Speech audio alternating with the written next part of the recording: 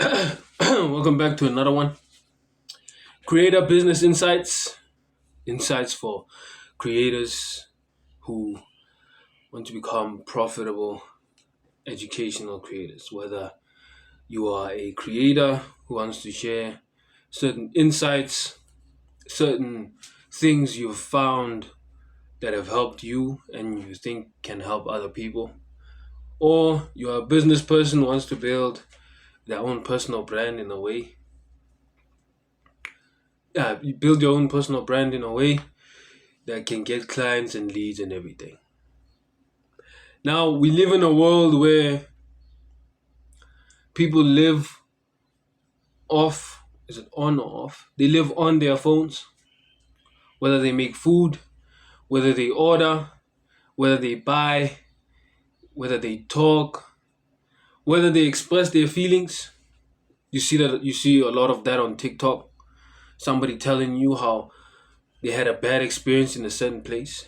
You know, the essence of storytelling. You see it a lot in social media nowadays. So now that people live off their phones, the offline thing doesn't work anymore unless it's like a football game, basketball game. Even so, if the people who are hosting such a thing, like Jake Paul and Mike Tyson's fight, they needed to be online in order to persuade people to watch it or to be at the main event itself. So people's attentions are on their phones. You need to take advantage of that. Find a way to position yourself that people may find you, know what you're offering, and most importantly, know who you are. Because most of the time, not most of the time, let me not speak up based off of feelings or whatever. Google came up with a study. I forgot who was I think scientist or somebody who looked into it. They said that people who buy or end up buying online, most of them on average need 7 hours of content. Instagram, YouTube, TikTok, right? Somewhere they can see your face. 11 touch points. 5 ways to do this. I had a bad day today. Email, landing pages, podcast collaborations with other people, and 4 locations, meaning 4 platforms where they find you: podcast, newsletter, Twitter, Instagram, YouTube, and whatever. Once they have that 7-11-4 thing, people trust you more and can end up buying what you're offering because they trust you. At first, you can't come off the bat. Hey guys, I'm selling this. Can you please buy it? No, no, that's not how it works. You need to know how to build trust. Right? Now, if you like me, most people are. Not most, some people. If you are a creator, you start off on one platform. Like now, I'm doing this YouTube thing so I can do long form, you know. The short form stuff is for awareness and dopamine and all of that. Like do this, controversy, it's like a trailer to a movie, right? And then they come to my YouTube. The YouTube is the movies, the nurturing is the uh where they sit down and say, okay, let me listen to this guy attentively, rather than it being something I scroll by and stuff. That's why I'm on YouTube for nurture, so that I have my 7 hours. I do have my 7 hours because of my life updates, but that doesn't count. Based off the creator thing, I have like maybe an hour or two. But on Instagram, I have maybe not even 2 hours, like 30 minutes or something like that.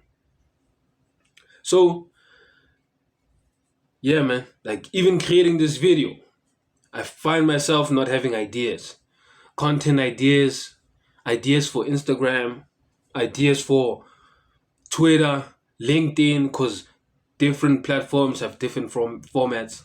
You can't post your TikTok on Facebook because on Facebook there is not a lot of young dopamine liking people on Facebook. It's mostly older people, who are in corporate jobs and stuff like that. And they want like not like 15, they still watch TikTok, but when they go on Facebook, they don't expect TikTok stuff on Facebook. Even though there is some TikTok stuff on Facebook and stuff like that. But different formats for different locations. Right? I'm not on Facebook. Right? I cannot post my aesthetic, nice looking Instagram reels on TikTok. TikTok is messy, you know what I mean? It's like dopamine and everywhere. Instagram is aesthetic. YouTube is nurture and stuff like that. Long form, and you can still do short form. But the short form is like trailer like stuff. And then LinkedIn and Twitter is just copywriting. Things you've written. So my problem is with the 7-Eleven 4 thing, because I can complain as much as I want, but it won't change, right? It's not about what I want. It's all about what the consumer wants. I will not buy from you if I don't trust you. So, as a creator, or you as a creator, you get to a point where you don't have content ideas. You're posting a video. You have a TikTok. There's so many platforms they told you to get. You have a newsletter, but you don't know how to construct everything. You don't know how to. Like, you run out of ideas, right? Daniel Priestley says, like, you don't need ideas. Just keep on saying the same thing, right? But in different ways, right?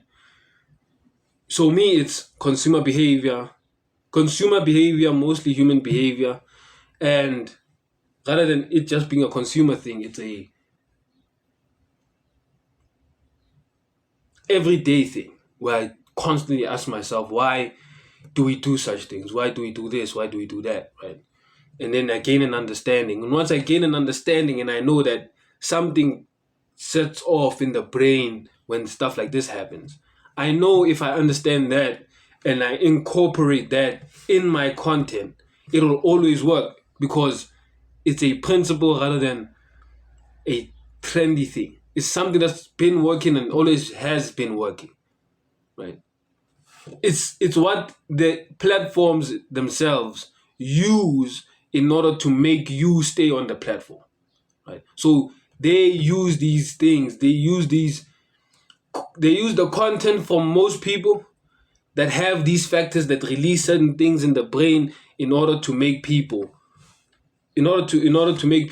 stay longer on their platforms, because they want you to stay longer. Right? Even though they may have that limiting thing for 45 minutes, they may have it, but the only thing holding you back from you removing it is saying 15 more minutes or not today or something like that. So they want you to spend hours on their platform, hours, likes, this, and they have an algorithm. If they wanted you off, they could have recommended you videos you don't want to see, right? Because they see that I click on a video and I'm watching Patrick Bet-David. I'm watching his video, and as I'm watching his video, while I'm watching his video, I'm scrolling. So they see that, right? Or they have an AI or something. They see that I scroll, I'm looking at this short. Sometimes I pause the Patrick Bet-David and I watch this short. And then they see this guy, whenever he's watching a long form video and he gets disturbed while he's scrolling and he sees a video from this guy, maybe we should recommend this guy more than Patrick Bet-David. Then you see less of Patrick Bet-David and more of the person you clicked on. And then it's they keep you on the platform. You are a user, and that thing is a drug, right? The worst thing that could happen for a drug dealer is for him to not have anybody to buy his drugs. Same with the social media platforms. That's how they work. If you leave, we don't have anything. So we don't want you to leave. We want you to stay. We want to give you what you want. The relief, the pleasure, we'll give it to you. Don't worry, right? So going back to the different platforms. So it's the same thing you should use, right? Implement it in your own thing. How do you make people engage? How do you make people stay on your channel or whatever? Right? How do you build that trust? How do you do the 7-11 4 thing? And it gets hard because you need content ideas, you need repurposing and whatever, right? You can use AI, right? I've used AI. I think I'm still using AI. Right? But there's another platform I know of, right? You use AI, you say I have these things, I want this and that, but then it's gonna give you generic stuff. But as a beginner, it doesn't matter. The only time you can say you won't be generic is when you do videos like this, where you are speaking and you're doing it off the top, no script, and you just bang it out and just post it like that, right? So you have that repurposing thing so you can be on different platforms. You do this for reach and that 7-11 4 thing.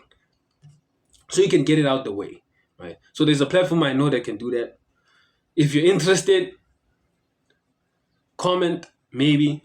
Comment and I will, it depends on who you are. You have to answer a few questions for you to, so I can see if it can work for you because it's not for everybody.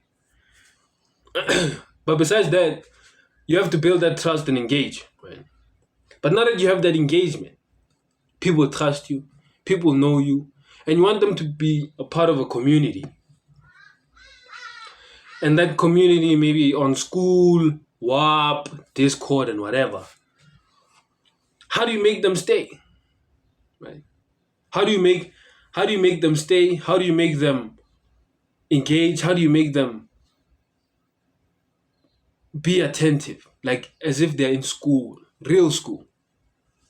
Instead of saying, I'm off, and then they're gone. Right? So you can add metrics in your school group. When you see somebody hasn't been active for like 2 months, like I'm in a couple of school groups. Some of them I entered and then I was like, I'll check it next time when I start that thing. But if it so happened that I was part of that group and then after a couple of months I get a message from the person who created it telling me, oh, you haven't been active, as you haven't been active or bored or something because you can't do it manually. Imagine free group or your group, and it's mostly free groups because people don't appreciate free stuff, right? Like as I'm saying to you now, I'm in a couple of them, and most of the time, right, I just did it because I could, I can, and I don't appreciate it. If I got a message from somebody, it's like, yeah, I know it's a free group, but you need to be attentive, you need to engage. Please do this and that. I send a thingy like this and that. And then maybe I'll be attentive, they are holding me accountable. Yeah, my accountability partner. So you can add that, whether it's paid or free in your community. When somebody just joined, just to join, they are a waste of space and energy, and they need to be eradicated. They need to be removed, right? So you give them a warning. Like, you're not engaging, we're going to remove you. Like in school, real school, even though it's online and you can have infinite amounts of people. It's you adding exclusivity even on your free stuff. So people can take this thing seriously. That you are, in fact, if you do such a thing, it's you helping them. Right? It's you saying, I don't want you being in this group, getting notifications and you're not doing anything about it. I don't want to be the reason why your data or your Wi-Fi or your phone goes off and you don't answer the things. You don't answer. And it's the notifications from my group that can help you change your life. And you, initially, for you to join this group, you wanted to change your life, but now you're not doing that. So let me just excuse myself and remove myself. Like an email follow-up, right? You have people who are interested in your thing, and then they click off. You send emails. You send emails every day for a week. The next week, send 2. The other week, you send 1. And then after that 1, after a month, you send 1 to say, hey, I see. Then after that month, they're out. Then you don't consider them anymore, right? You don't consider them at all. Then you're like, they are not serious. Right? I want to help them, but they're not willing to help themselves. So it's the same thing you can add on your free or paid stuff. It is the effect of I don't care about your money, even though you want the money, even though you want them to pay you for the value that you're gonna give them. But you understand that it's your time here. They are wasting their time and yours. Or they're just wasting time in general. And you can't be wasting time in the world we live in. Right? There are things you can waste but not time. Right? So if they really truly believe they can change their lives with the content you offer and they are part of the community, they shouldn't waste your space.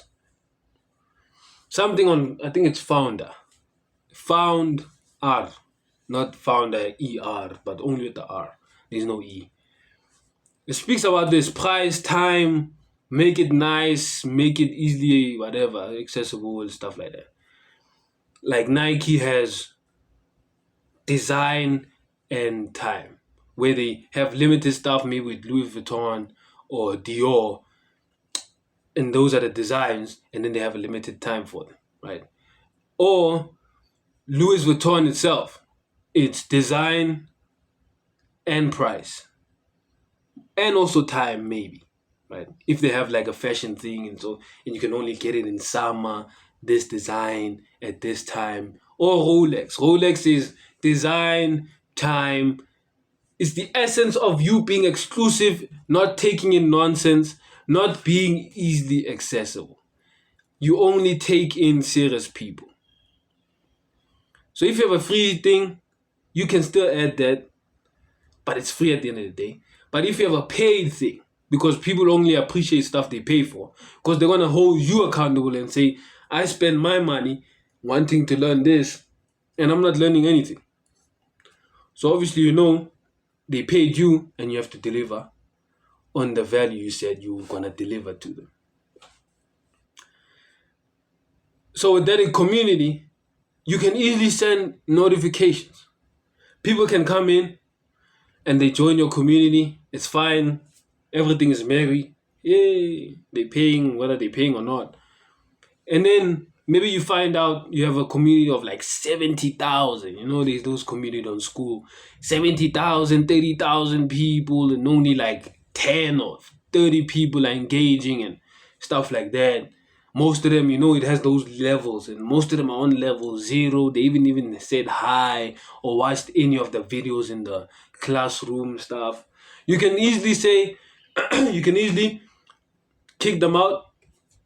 Obviously, after following the process of following up with them and everything, you can easily kick them out. And after kicking them out, you put it on your thing.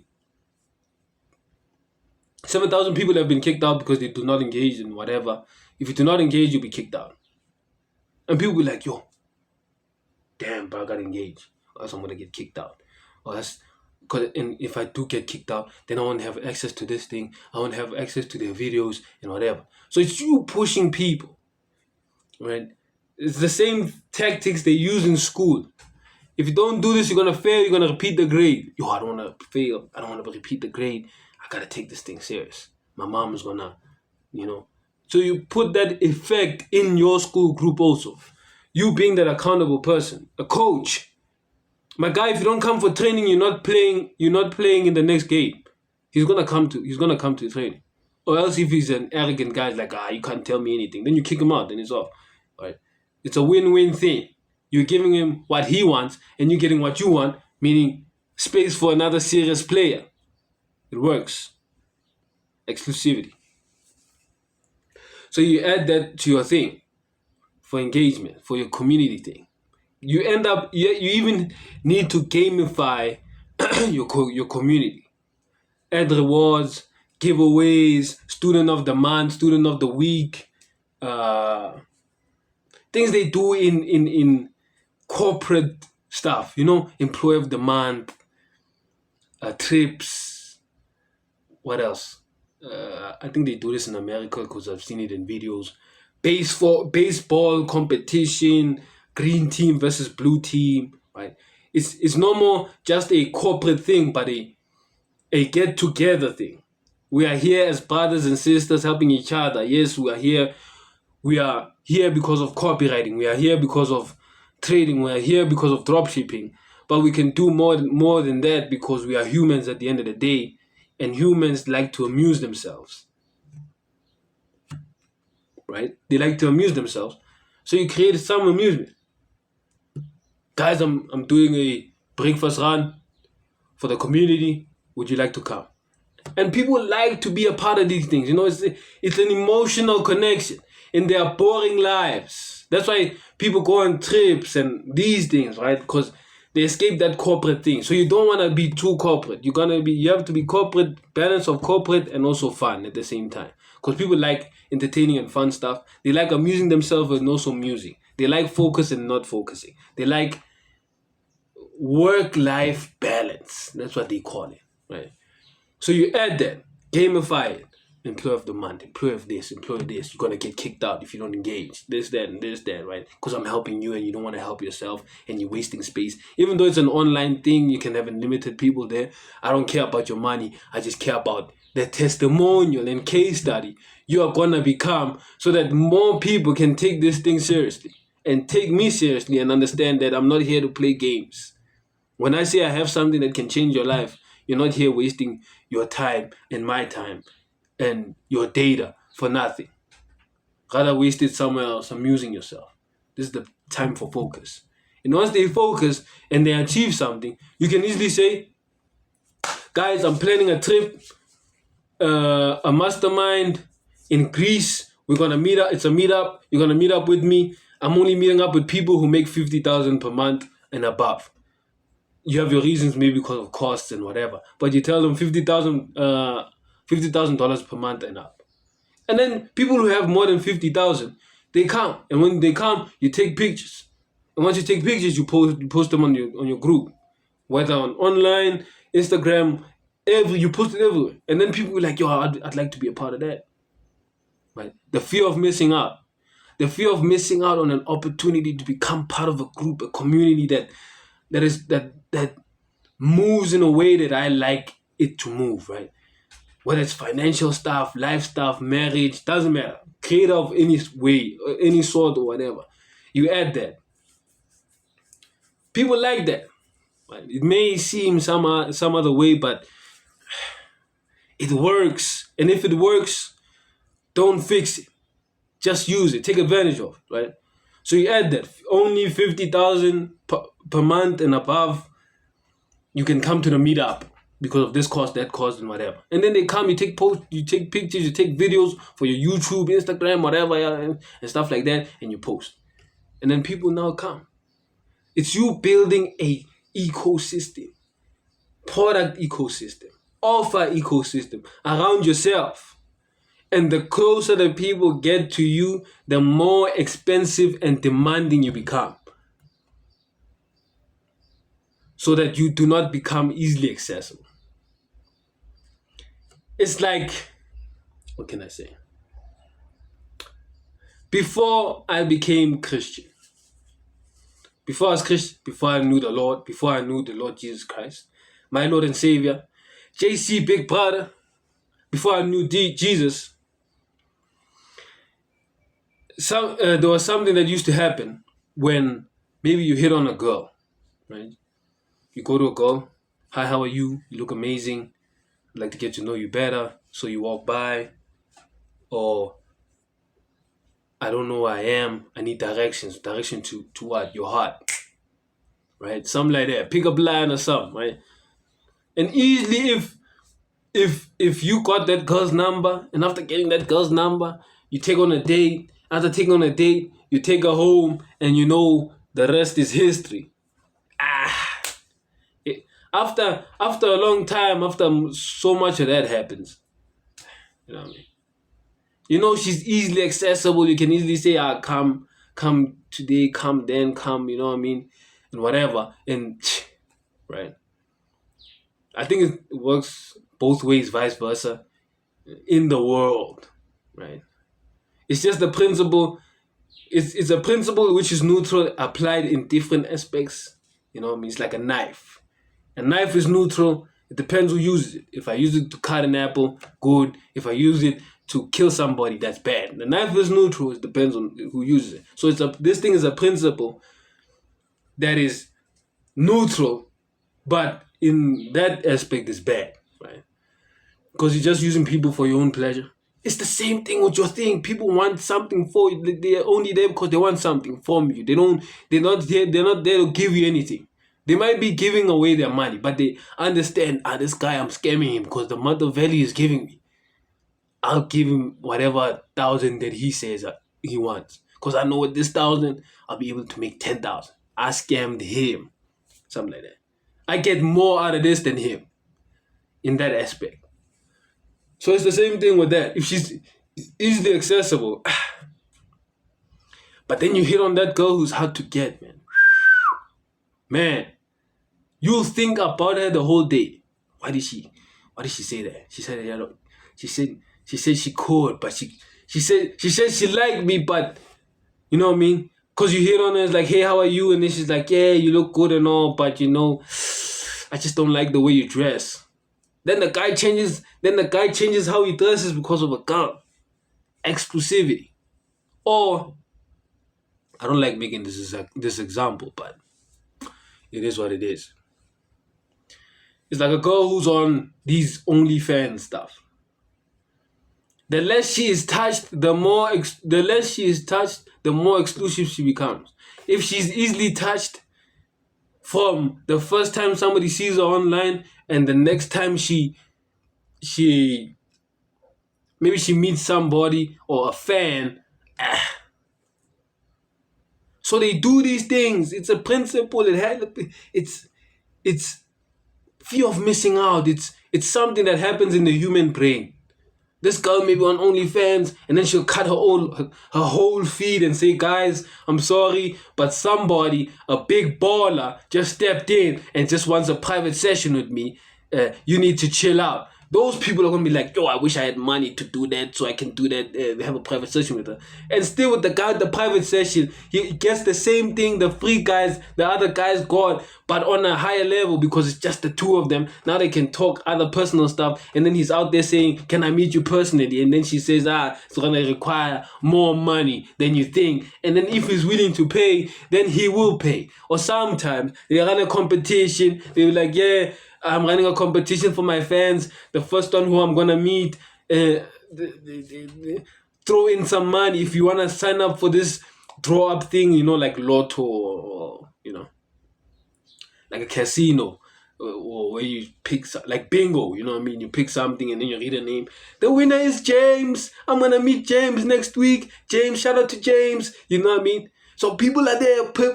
Listen, it's sad, but it's a principle. They come together, a bunch of men. It's exploiting their loneliness, and their need for them to be heard, their need to be part of something, a community. A community can be just me and her, right? Yeah, it's just me and her or something, right? Because she hears me out. She calls me names that I don't get from my wife or something like that. So they use that. And then out of nowhere, she's like, I'd like to meet a fan one day. And if you'd like to meet me, I'm doing a draw thing. And if you want to win a draw, it's like a raffle. You need to buy. The more tickets you buy, the higher chance you get of winning. One raffle or one ticket is $100 or maybe $10. If you have not even 1,000 people, if you say a ticket is $100 and there's 1,000 people who are watching us now, and each and every one of those people, because they want to meet him, man, it's just the principle. They want to meet her. 1,000 times 100 is 100,000, and not just one ticket each. Some guy will even pay 10,000. 10,000 so he can buy a lot of tickets. And then she will say, some guy bought 100 tickets. And then the other guy will be like, yo. The other guy will be like, This guy's gonna win. I need to up the ante. And then it's just a competition. To access this one being who is exploiting your loneliness, using a principle that is neutral, fear of missing out, being part of a community, emotional connection, things that happen in the brain. And she made millions. And after that, you win the ticket, you meet her, you do what you do, what the people do, you shouldn't be doing. I don't endorse it. As I said, I'm Christian. You do what you do. And then for that one person, maybe he's like, I got what I wanted. Then he's out. Or maybe she even takes a video with the guy. How was it? Oh, yeah, man, you know, it's testimonial. Testimonial after testimonial. Same wavelength. Same thing. Rinse and repeat. Right? It's a thing of there'll always be a lonely, desperate guy wanting attention, wanting to be heard. And they lean on that. They say it's the oldest profession based off of that. Right? So they lean on that. If she doesn't need to change the game. She just needs to do that act and do that, and that's it. That's what I've heard. Or when I was part of the world, that's how I knew it operated. Right? As I say, I was not Christian back then, and now I'm Christian. I understand it's a principle which is neutral. Is that people may say they want value, but most of the time people don't like it when they are not a part of something. Like Louis Vuitton and Gucci and all that. They use the same principles. Exclusivity. They are exclusive. They are not for everybody. And if you want to get one, if you want to get that girl, if you want to get that Louis Vuitton bag, you need to wait in line, have a lot of money, and wait until summer if you want the summer edition. Meaning I dictate when you get it. And people like it. People will do anything. Even if it's not valuable. How valuable is it? Is a handbag? Or boots? Or that girl? You're not gonna die if you don't meet her. You're not gonna die if you don't get that bag. But for some reason, they still will do anything. Like me, do anything to get that girl who's hard to get. Because there's something about exclusivity. Meaning if I have it, I have the status quo. I can go around people and saying, I did that. I did it. I have that Louis Vuitton bag that only 30 people have, and I'm one of them. You don't have it. Haha, you are a loser. And next time they release the same bag but with a different design, and somebody has it, or maybe I get it again, I'll be like, yeah, it's a game now, bro. It's a game. People like this stuff. And I don't understand why, but